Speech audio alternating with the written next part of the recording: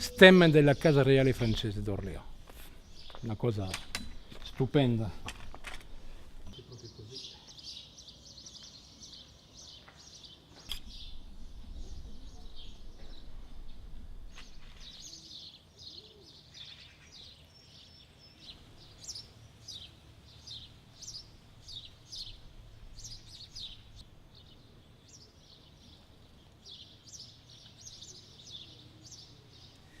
Oggi è un'emozione molto particolare perché ci troviamo nella proprietà di uno dei miei eroi nel Pantheon francese.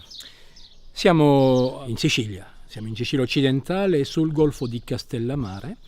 Siamo esattamente tra Terasini, nota cittadina balneare oggi, e Montelepre, notissima per le avventure di Salvatore Giuliano, l'ultimo grande bandito di Sicilia. Il territorio è quello del comune di Giardinello e la proprietà si chiama Lo Zucco ed è ancora oggi nella mentalità locale la proprietà degli Orléans, che qui si dice Orléans, duca di Aumale e suo figlio, duca d'Orléans, prima che la proprietà poi entrasse in vicende alterne. Un momento più bello quando fu proprietà della principessa Ganci, parliamo della famiglia San Vincenzo.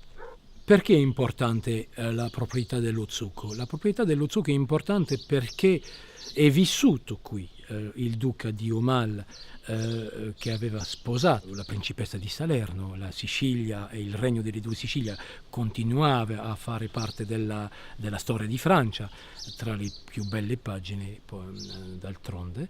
È importante lo Zucco perché qui morì il duca di Aumale. La proprietà è stata comprata nel 1852, lui è morto nel 1897 e quindi si ricorda il duca di Aumale qui per l'eccellenza della proprietà e dei metodi di lavoro.